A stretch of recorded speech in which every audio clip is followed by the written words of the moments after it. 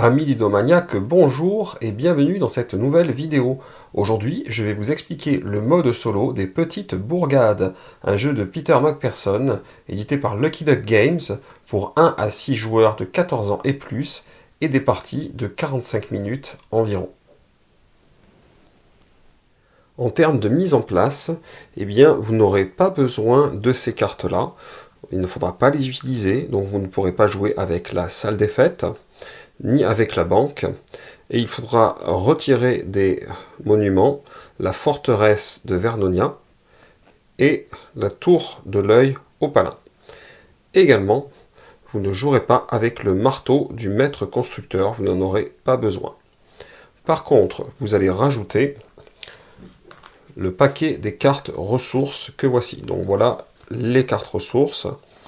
Je vous montre l'autre côté. Et bien donc ce paquet-là, vous allez le mélanger et vous allez le rajouter au niveau de la mise en place. Tout le reste de la mise en place sera identique à une partie multijoueur. Une fois que la mise en place est faite donc et que vous avez bien mélangé vos 15 cartes ressources, eh bien vous allez piocher les 3 premières que vous allez étaler comme ceci. Et parmi ces 3 ressources, eh bien, vous allez pouvoir en choisir une pour commencer une construction. Donc pourquoi pas un blé ici. La ressource que vous avez choisie va se retrouver toujours à partir en dessous du paquet et vous allez révéler une autre carte à la place. Une fois que c'est fait, eh bien, vous regardez et vous choisissez ce que vous voulez faire. Par exemple, pourquoi pas une brique ici. Du coup, c'est la brique qui va partir en dessous. Et on y va pour la suite. Hop, du vert. Très bien. Allons-y pour du vert. Hop. Et comme d'habitude, vous allez pouvoir construire. Là, ah ben tiens, j'ai construit une maison de campagne. C'est très bien. Je mets ma maison de campagne. Je retire. Et je continue de jouer. Donc le vert, on vient de s'en servir. On met du blé. Et on y va comme ça au fur et à mesure. Et la partie va se dérouler de manière, on va dire, standard. Donc pourquoi pas un blé ici. Pourquoi pas un bois ici. Et on va jouer comme ça, de manière habituelle. Hop, on remplace par du bois. Tiens, très bien. On va mettre du bois ici. Hop. On remplace par de la pierre. Et ainsi de suite. Donc voilà.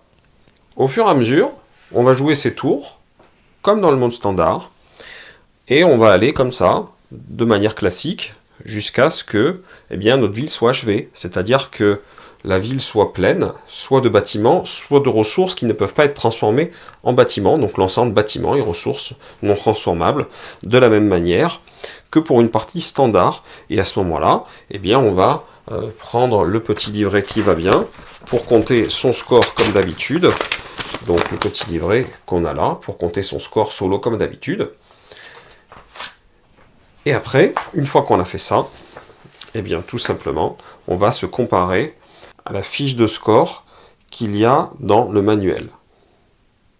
Voilà la grille de niveau de compétence que vous allez trouver dans le livret de règles, qui part à 9 ou moins de l'architecte en herbe, et qui monte jusqu'à 38 ou plus au maître architecte, ce que je vous souhaite d'atteindre.